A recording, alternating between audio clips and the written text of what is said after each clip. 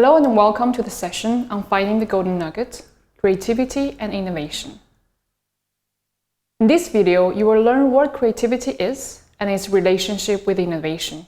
What are the creativity behaviors and how you can induce creativity in your company. By creativity and innovation, we often refer to the practice of organizing imagination and innovation. This kind of practice gives managers and entrepreneurs insights into how to accelerate the development of creative performance and organize for innovation. Creativity and innovations often deal with central questions, such as how to challenge and facilitate creative potentials and how to embed this into results-oriented innovative business development. Creativity and innovation are nuanced concepts, each incorporating a number of distinct but closely related processes. In turn, they also result in distinct but often closely related outcomes. Given that creativity and innovation are complex and dynamic in nature, it should not be surprising that they have proven to be difficult to define and measure. Anderson and colleagues has tried to define the concepts. Creativity and innovation at work are the process, outcomes, and products of attempts to develop and introduce new and improved ways of doing things. The creativity stage of this process refers to idea generation, and innovation to be subsequent stage of implementing ideas towards better procedures, practices, or products. Creativity and innovation will invariably result in identifiable benefits. Now let's have a look at the role of leadership in creativity and innovation. Leadership is considered as a key predictor of employee, team, and organizational creativity and innovation. This means that leadership is of high importance when looking for the optimal ways to organize a team to be creative and innovative. Management research has contributed immensely to our understanding of how leaders act. It has shown how individuals can develop the skills necessary to move progressively from idea to impact. In their book, Innovator's DNA, the authors identify 5 discovery skills that distinguish innovative executives from ordinary managers. These skills are associating, questioning, observing, networking, and experimenting. Now let's have a look at each one of them with a couple of examples of innovators following these behavioral patterns. Associating is a cognitive skill and refers to innovators who often put themselves at the intersection between different disciplines. You can think of Ada Lovelace, an English mathematician and writer, arguably the world's first computer programmer, who was comfortable with both romantic poetry, deep mathematics, and algorithms. A background in the humanities helped her develop elegant solutions to further Charles Babbage's famous analytical engine. Associating is the idea that you borrow ideas from one area, then use them as inspiration in another. The association skill is necessary for increasing the amount of associating ideas and the ability to view and solve problems from a very wide angle. When the authors of the Innovator's DNA interviewed and shadowed over 100 innovators, they saw them asking tons of provocative questions, pushing and challenging the status quo. Innovators usually probe with the uses of what if and what is questions. A.G. Leffley of P&G was famous for starting meetings with questions such as, who is your target customer?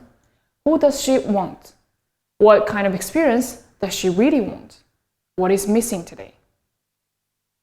These same creative and innovative leaders would be out there observing the world like anthropologists, doing a lot of observational work.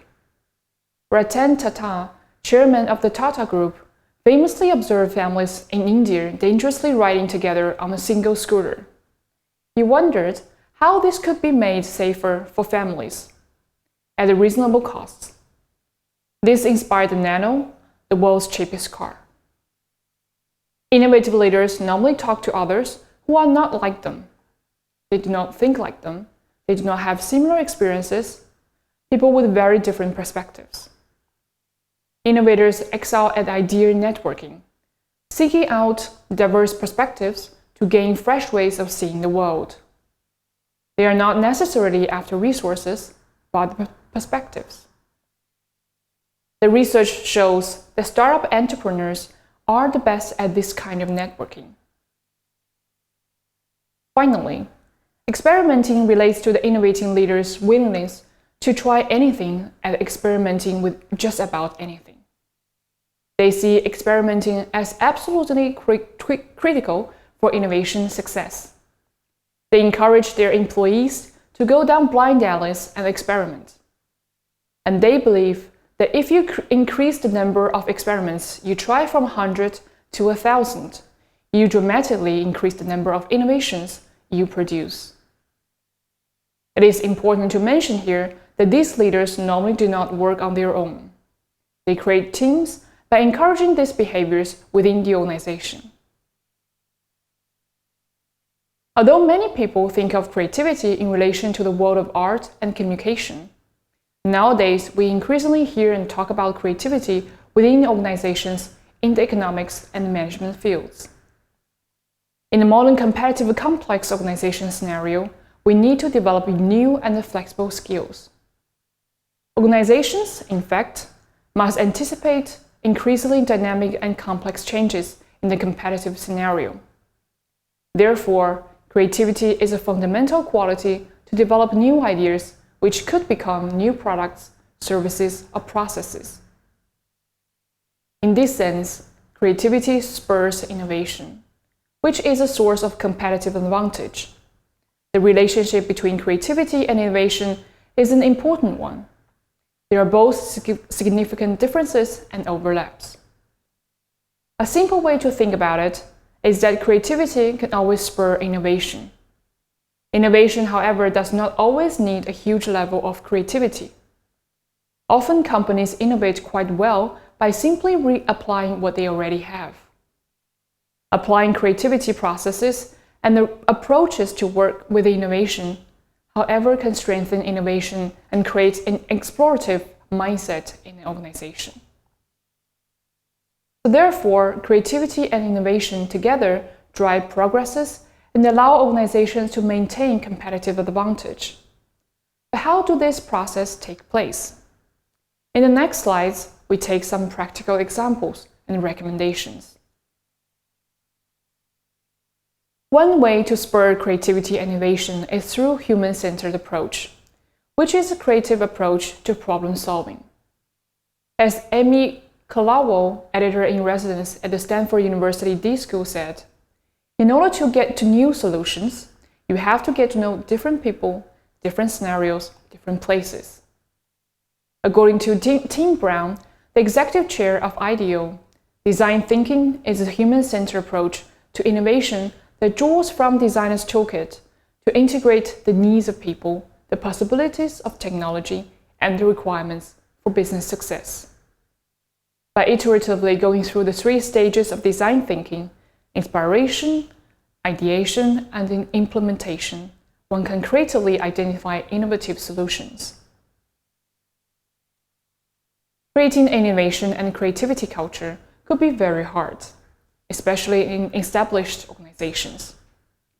In order to encourage colleagues, employees, peers to be creative, one needs to consider how to create a platform for generating ideas. Many companies nowadays work with crowdsourcing in order to get fresh ideas for solutions to wicked problems. Ideas for solutions could be harvested from both external contributors and from people within the organization. Very often, employees have creative ideas, but having to follow formal established processes might prevent them from working further with their ideas. It is therefore important to allow creative thinkers to take their time and encourage them to try new things when they work with complex processes. For example, a leader could encourage employee mobility and exchange, education, or training courses outside the core domains of the organizations, and applying design thinking when problems are being discussed. Perhaps the most important point here is to show the creative and innovative thinkers that their ideas, at least the winning ideas, would be taken further, and that the creativity process is not exhausted by the idea generation only. Providing rewards by showing how ideas are implemented and giving credits to the creative thinkers is of great importance. Learning involves challenging, refining, and improving our understanding. Often, in order to understand new concepts and broaden perspectives, our approaches to thinking need to be creative, imaginative, lateral by incorporating new ways of looking at things, as well as linear by using existing patterns of thought. A main characteristic of any creative process is that it requires not only knowledge and understanding of the domain being investigated, but also a willingness to question and not to be constrained by existing knowledge. Learners should understand how they can question or challenge established knowledge to help them formulate their own understanding. Imagination can play an important role here. One cannot think creatively unless one has knowledge with which to think creatively. Creativity represents a balance between knowledge and freeing oneself of that knowledge.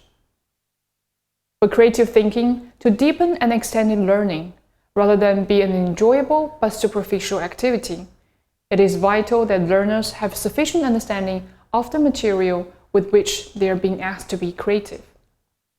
Creative practice needs to be complement, diligent, and deliberate practice that develops foundational skills, not be a substitute for it. Being able to recognize and celebrate failure could have huge advantage for an organization to be innovative. You need to be creative. Nothing kills creativity like fear of being wrong. It creates environments where failing and being wrong is celebrated. More and more companies nowadays create walls of failure that applauds people for sharing how they failed and what they learned from it. By celebrating mistakes and failure, you are allowing people to be more creative and thus more innovative. Any company can hinder innovation when it defines itself in terms of its products and services. Instead, companies can benefit if they think of their assets and strategic skills and build those into their core competencies. By defining yourself in terms of your assets, you give your employees the freedom to utilize their skills to provide solutions rather than boxing them into a fixed format. Everyone is born with a creative instinct, and all people have creative potential. Young children naturally engage in play, a state when the imagination is used to try out situations and possibilities. A culture of one right answer stops learners from being willing to make mistakes. Therefore, we need to understand the creativity and innovation processes as collective activities. Like any habit, creativity can be encouraged or discouraged. Having a learning rather than a performance orientation helps to create an environment where creativity is encouraged. Stimulating creativity and creative learning involves focus on depth as well as breadth. When colleagues and peers are expected to reflect deeply on the material that they are learning and they are expected to contribute, they make connections between subjects and topics. Focusing only on narrow ideas and quick gains will not encourage a broad and balanced innovation output. Organizations need to develop and encourage patterns of behavior and procedures that value and promote creativity long term. These include sensible risk-taking, exploration, experimentation, and implementing together with others. I hope you have now a better understanding of creativity and innovation, why they're important to businesses and entrepreneurs, and some practical methods that you can use to induce creativity and innovation in your company. Thank you so much for your attention.